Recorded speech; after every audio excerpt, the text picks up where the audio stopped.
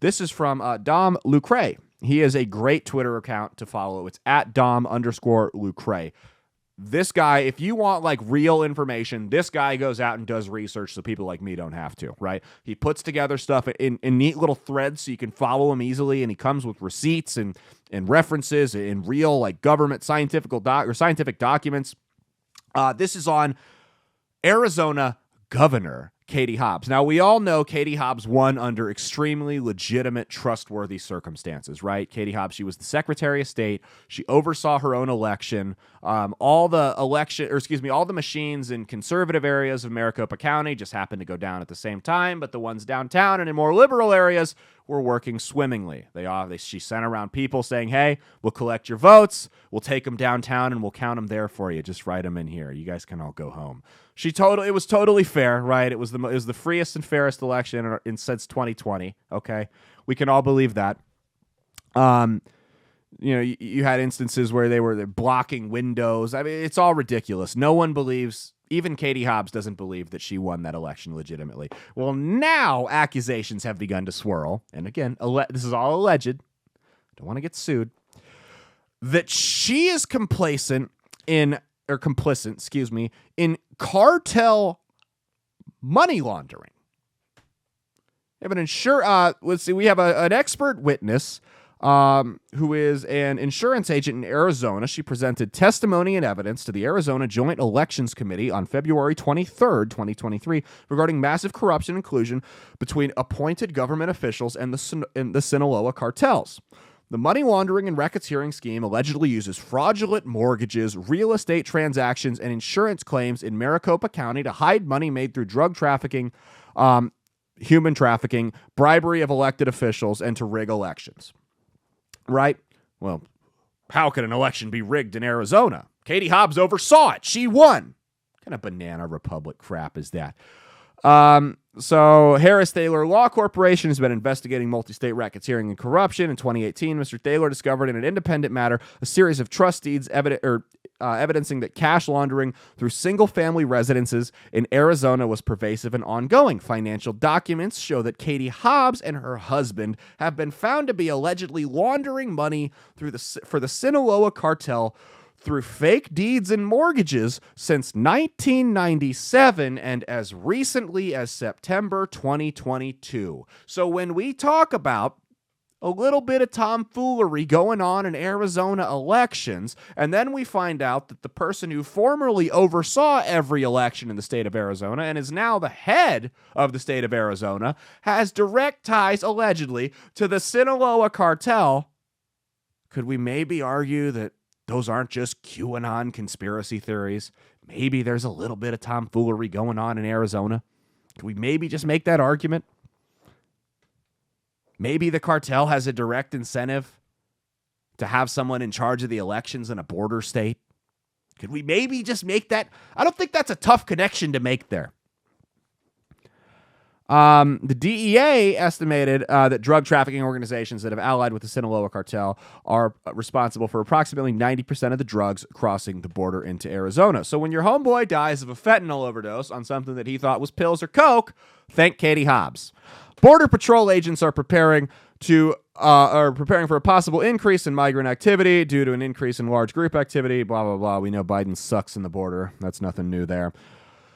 To date, more than 10,000 falsified documents have been recorded with the Maricopa County Recorder's Office, 35,000 warranty deeds and trust deeds evidencing fraudulent transactions in the database. Keep going here. It gets better. Sinaloa cartel has similarly penetrated the University of Arizona system, and they can make someone appear to have taken courses they didn't take. They can award academic credentials to non-existent phantom people in order to flesh out their fake identities. Why would Katie Hobbs consider working with the cartel? With the overwhelming evidence gathered, there are several answers to that question. Most important appears to be election fraud, obviously. So on October 25th, 2022, an unemployed CPA, an immigrant from Angola, was arrested for breaking into Katie Hobbs' house. They spun it as a MAGA supporter gone rogue, but this guy wasn't even a citizen here, so he couldn't vote. He wasn't a MAGA supporter. Now, we don't know if this guy has ties to the cartel, but they already lied about him being a big Trump supporter. So what else are they covering?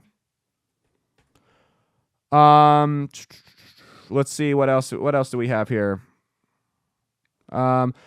Katie Hobbs removed the entire board of the Arizona-Mexico Commission on February 21st, 2023. This is a nonprofit whose mission is to improve the quality of life for all Arizonans through strong public and private collaborations in advocacy, trade, networking, and information. Human trafficking is one of the Sinaloa cartel's most profitable businesses. So it brings into question why Governor Hobbs' child safety director was forced to quit on February 23rd, 2023. Instead of reinforcing protection at the border, it says Katie Hobbs has been releasing executive orders that address the current judicial system in Arizona. So she's focused on death penalty corrections and firing the director of child safety while she's being allegedly linked to cartel activity. Now, all of this is alleged. Remember, I use the word alleged a million times because I don't have money to get sued for. I'm going to make that clear. If she came after me, I'd probably hop on one of the coyotes that she's helping launder money for and ditch over to Mexico because I couldn't pay her. So that's why I do that. But this is spooky. It's like I said, let's too long didn't read this whole thing. You have someone, Secretary of State, oversees all the elections. Find out she's been allegedly laundering money for the cartel through fake mortgage deeds since as far back as the late 90s, right? She wins under shady circumstances. All the election machines just happened to go down on the one day that they needed them to work. It's crazy how that happens. I know, what a horrible coincidence. In the most hotly contested county in the state, but only in the conservative areas. Those are the only places they go down. It's crazy how that works, right? Right? Then we find out she's tied to the cartel. Then we find out an unemployed CPA broke into her house for seemingly no reason. Now, we don't know if this guy was tied to the cartel once again, but why would she lie? Why would she lie about him being a MAGA supporter? I mean, obviously they want to stir up political controversy, but we also find out that the cartel has infiltrated the educational system and gotten fake degrees for people. It's just all a lot of coincidences here. Just a lot of coincidences. Then we find out that she fires, the child safety director for the state of Arizona resigns, right, after being forced out of their job. It's crazy. I don't know.